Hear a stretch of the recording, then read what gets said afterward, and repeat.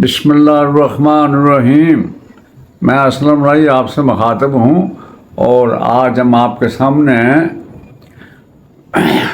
सुल्तान कुतुबुद्दीन ऐबक के जो हालात हैं वो तफसील के साथ पेश करेंगे। कुतुबुद्दीन का ताल्लुक़ है तो वो बेसिकली तुर्कस्तान का रहने वाला था। इसको कुतुबुद्दीन ऐबक कहते हैं। बहुत लोगों का ख्याल है कि इसकी जो छोटी उंगली थी उसके धर्म के हवाले से उसे ऐबक कहा जाता, लेकिन जो मेरा ख्याल है उसके मुताबिक इसका ताल्लुक़ जो है वो ऐबक कबीले से था, इसलिए इसे ऐबक कहते हैं। और बदर सगीर के मशहूर शायर मिर्ज़ा गालिब का ताल्लुक़ भी इसी कबीले से था, ऐबक कबीले से था।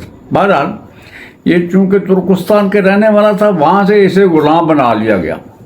बच्चा ही था तो ग़ुलाम बना लिया गया, और जिसने ग़ुलाम बनाया सौदागर, उसने इसे जिस वक्त बच्चा ही था तो नाशापुर के काजी फ़खरुद्दीन के हाथ भेज दिया। काजी फ़खरुद्दीन इमाम अबू हनीफ़ा के ख़ानदान में से थे। इन्होंने कुतुबुद्दीन ऐबक की बेहतरीन खिदमत की, अपने बेटों की तरह उसकी परवरिश की, पाला पोसा। और जब वो फौत हो गए तो उनके एक बेटे ने कुतुबुद्दीन ऐबक को एक सौदागर के हाथ फरोख्त कर दिया। ये सौदागर सफ़र करता हुआ इसे लिए साथ फिरता रहा। उसके बाद उस सौदागर ने कुतुबुद्दीन ऐबक को तोहफे के तौर पे सुल्तान शहाबुद्दीन गौरी के सामने पेश किया। अब ये सुल्तान शहाबुद्दीन गौरी के पास पहुंच गया। सुल्तान शहाबुद्दीन की औलाद नहीं थी, उसका बेटा नहीं था, एक ही बेटी थी, उसका कोई बेटा नहीं था। लिहाजा वो ग़ुलामों का पसंद करता था और ग़ुलामों को बेटा बनाकर उनकी परवरिश बेटों की तरह करता था। जब ये भी आया तो इसकी हैसियत भी बेटी की सी हो गई। एक बार कुतुबुद्दीन सुल्तान गौरी की निगाहों में खूब है, वैसे तो बहुत से ग़ुलाम थे। सुल्तान ने एक खुशी के मौके पर जश्न मनाया और उस जश्न में उसने सबको बड़ा नवाजा। उसमें कुतुबुद्दीन ऐबक को भी खासी रकम दी गई। वो रकम लेकर दरबार से निकला और जितना हाजतमंद जिसे नज़र आए वो जो रकम जो मिली थी सब उसने तकसीम कर दी। इसकी ये कार्रवाई सुल्तान के पास पहुंची। सुल्तान ने बड़ा पसंद किया कि ये ग़ुलाम इतना सखावत अपने पास रखी नहीं इसने रकम। सुल्तान ने बुलाया कुतुबुद्दीन ऐबक को और उसे आप ग़ुलाम से निकाल कर अपने उमरा में शुमार कर दिया और अपने दरबार के सामने एक ख़ास जगह पर इसकी जो है वो नशिस्त रखी।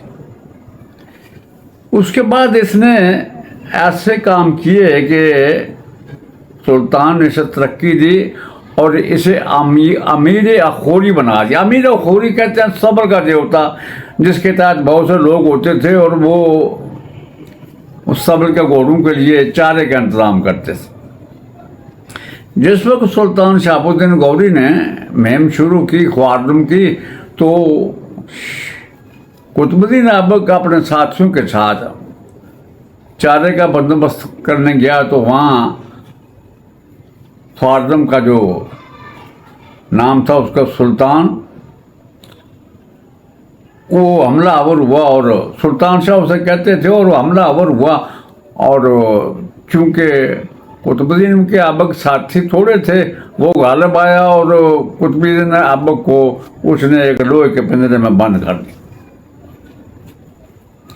जब ऐसा हुआ और जब शहाबुद्दीन गौरी को इसकी खबर हुई तो शहाबुद्दीन बड़ी तेज़ी से हरकत आया और उन्हें मार भगाया और पिंजरे समेत सुल्तान शहाबुद्दीन गौरी के सामने पेश किया गया, पिंजरे से निकाला गया और सुल्तान ने इंतहाई एक कीमती हार बड़ी मोहब्बत के साथ इसके गले में डाला। इस तरह सुल्तान ने इसे पसंद किया। और जिस वक्त सुल्तान हिंदुस्तान पर हमलावर हो रहा था उस वक्त कुतुबुद्दीन ऐबक सुल्तान के साथ था।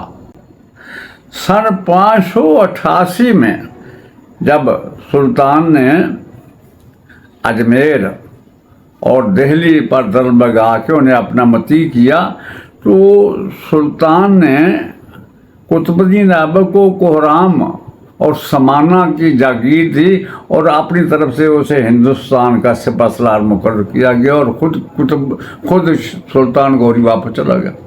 अब सुल्तान शहाबुद्दीन गौरी के जाने के बाद कुतुबुद्दीन ऐबक चूँकि सलार था, अब सुल्तान की तरफ से इसके पास लश्कर भी था। इसने हरकत आना शुरू की। सबसे पहले इसने मेरठ का रुख किया। मेरठ को इसने बड़े शानदार अंदाज में फतह किया। उसके बाद दिल्ली का रुख किया। दिल्ली वालों ने मजामत की।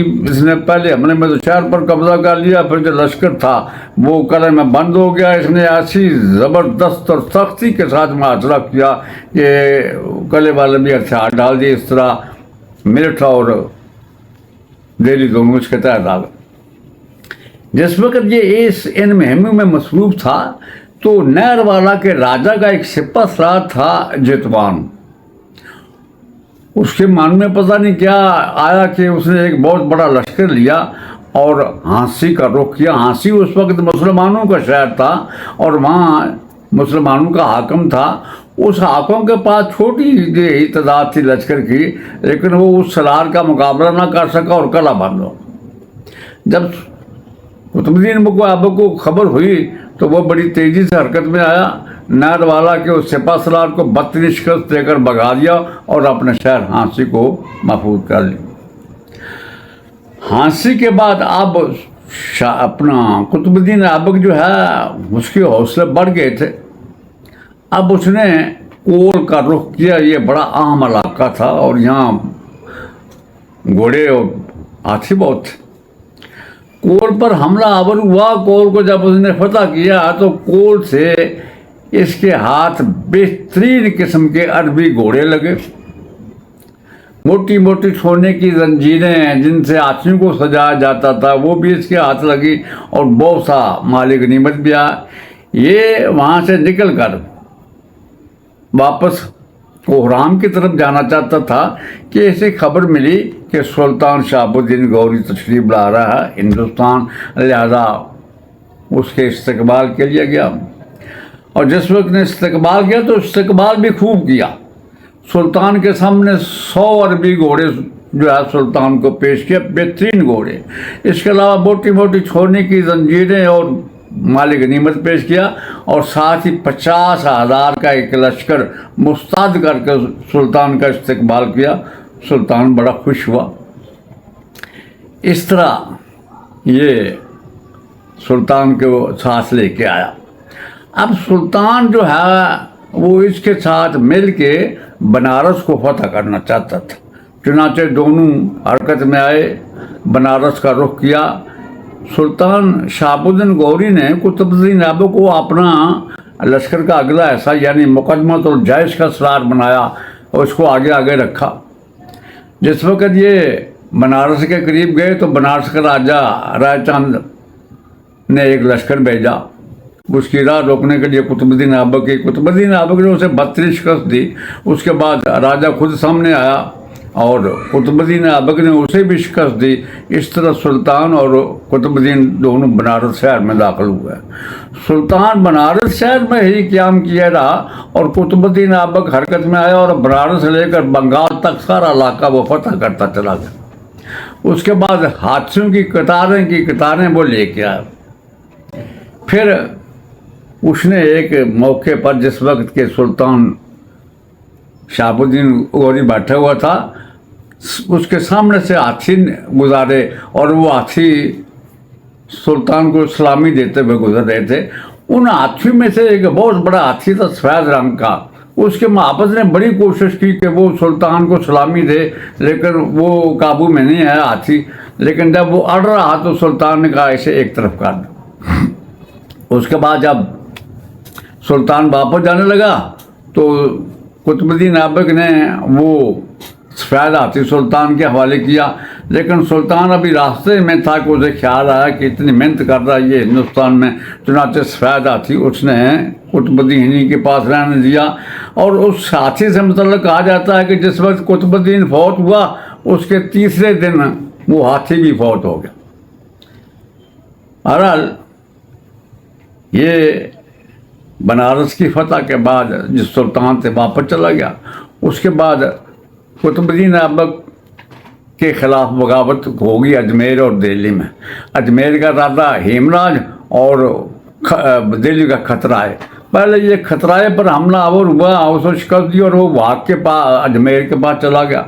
फिर दोनों हेमराज और खतराए दोनों मुतहद हो गए, उसके मुकाबले पे और उसने दोनों को शिकस्त दे के अजमेर और उस पर कब्जा कर दिया, दोनों शहरों पर। इसके बाद आगे बढ़े, फिर नहरवाला के पर हमला आवर हुआ, जो पहला नहरवाला का सिपहसालार हमला आवर हुआ था जितवान, उसका इंतकाम लेने के लिए जितवान को शिकस्त दी और नहरवाला का राजा जो है वो भाग कर कहीं जंगल में रूपोश हो गया। उसके बाद उसने सारी तफसीर ख़त के ज़रिए सुल्तान शहाबुद्दीन को लिखी। शहाबुद्दीन ने कहा मेरे पास हो, मैं तुमसे मिलना चाहता हूँ। चुनांचे ये वहाँ गया, वहाँ जाके ये बीमार हो गया काफ़ी। बीमार जब काफ़ी हो गया तो फिर वहाँ से जब ठीक हुआ तो निकला। जब ये वापस आया तो थोड़ी देर अरसे बाद सुल्तान भी आ गया। वो सुल्तान और इसने मिलके बयाना और जो है वो ग्वालियर फतह की। ग्वालियर फतह करने के बाद ये अपना सुल्तान और ये कुतुबुद्दीन ऐबक जो है वो काफ़ी जो है मालोग नियमित हाथ में आया और सुल्तान तो वापस चला गया। कुतुबुद्दीन ऐबक जो था वो इधर ही रहा। उसके बाद एक कबीला था खक्कर, दरिया सिंध के पास, तो वो गैर मुस्लिम थे, उन पर हमला आवर होने का अपने सुल्तान गौरी ने इरादा किया। कुतुबुद्दीन ऐबक भी इसमें शामिल हुआ और कुतुबुद्दीन का जो गुलाम था, जैसे उसने हुक्मरान बना दिया था शहरों का, अल्तमश वो भी शामिल हुआ। इसमें जो है उन कबाइल को ज़ेर किया गया। जब ज़ेर किया गया तो उसमें से अक्सर तो इस्लाम कबूल कर ले, उसमें से 20 आदमी थे जिन्होंने सुल्तान गौरी पर हमला आवर होकर उसे शहीद कर दिया। और सुल्तान के शहीद होने के बाद ये कुतुबुद्दीन ऐबक अब हिंदुस्तान का खुद मुख्तार मुसलमान हुक्मरान बन गया। फिर बदकिस्मती हालात की, ये सन हिजरी 607 में लाहौर के अंदर चौगान खेल रहा था, तो इसका पाँव अटका, घोड़े से गिर गया और उसी से वफात पा गया और लाहौर ही में इसको दफन कर दिया गया। ये कुतुबुद्दीन ऐबक के हालात हैं। और जाते जाते मेरी आपसे गुजारिश है कि मेरे इस चैनल हैरत कज़ा को सब्सक्राइब करने के साथ साथ वीडियो अगर पसंद आए तो उनको लाइक भी करें।